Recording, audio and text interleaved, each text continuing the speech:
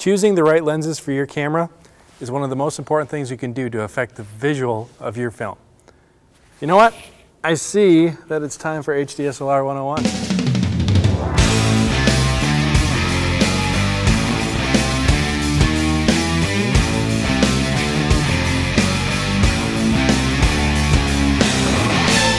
This episode is made possible by CPM Film Tools, your lightweight solution for caging the beast. LCD Viewfinder, the essential accessory for DSLR video.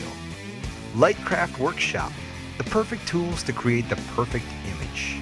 Manhattan LCD, the affordable solution for high-definition monitoring.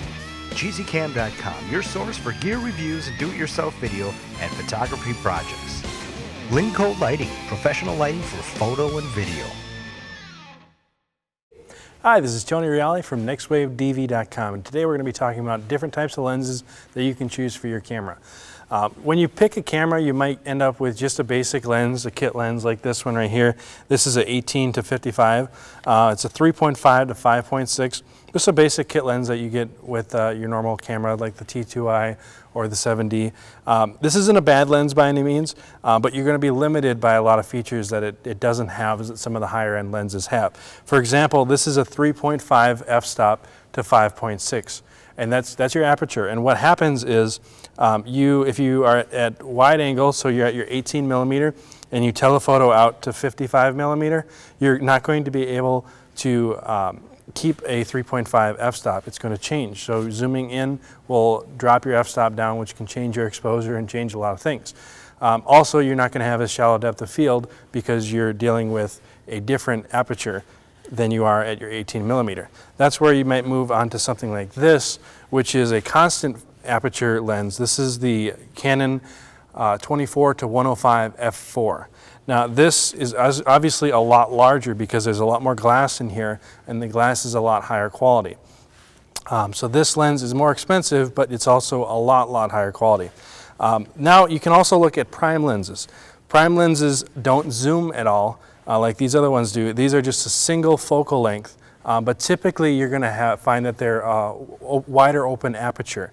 This is nicknamed the Nifty 50. This is the Canon 50 millimeter f1.8, and this it's a great little lens. It's typically around $120. You can buy it online. It's great value, and it's a fast lens, so you can get some really beautiful shallow depth of field shots without spending a lot of money. But if you do want to get even higher quality, you can move over to the Canon L series glass like we have here, or you can move over to Zeiss. Zeiss Glass is some of the nicest stuff that you can get out here. This is a prime kit, and it ranges. We have a 28 millimeter, a 35 millimeter, a 50 millimeter, and then right here 80 millimeter. This is much larger. You can see the glass elements are much larger, and they're even faster. This is an f1.4. The difference between this glass and say this glass is not only the speed but also the sharpness. When you're wide open on this lens at f1.8, you're only going to be able to be so sharp. It's going to be a lot sharper or a lot softer of an image on this lens than this lens. Obviously you're going to be spending over $1,000 more to buy this lens, but when you're wider open you're going to get a lot sharper image on a lens like this. So that's one of the reasons that these lenses cost more money. Now, if you noticed these lens gears I have on some of my lenses here, these allow me to control the focus a lot easier. When you're working with a Zeiss lens and a Canon lens, there's a difference in the focus throw. The Canon lens typically has around 110 degrees of focus rotation, whereas the Zeiss, I believe it's around 190 degrees. This simply means that you're from your closest focus to infinity, you have a longer range of motion. And when doing critical focusing, this can make a big difference when you're shooting your video. Another difference is you feel the hard stops in the Zeiss lenses. The Canon lenses do not have this. They will continually move infinitely. Even though it's at infinity right here, the lens will continue to move.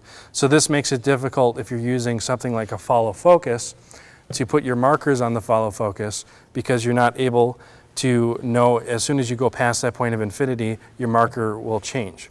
And using something like a follow focus is a really important factor when shooting video. These lenses, your focusing is critical. You have to get it down. Like, there can be a difference between your eye and somebody's ear, and that can be different. The ear could be in focus and the eye could be out of focus. So you need to have critical focus. Oftentimes when using a follow focus, you might have somebody else pulling focus for you. This right here is a focus whip. You just simply attach it to the accessory port of your follow focus. And Jared, if you want to come over, Jared would be pulling the focus on here at the gear mechanism, and the lens would be attached, and I would be possibly operating the tripod or going handheld or pushing dolly or whatever the shot may be. Jared can then be pulling focus, and having those focus marks on your focus disc can be critical for him to know where to pull focus correctly too. In the last episode, we talked a little bit about exposure and things that you can put in the front of the lens. Another thing that you might want to put in the front of your lens is a UV filter.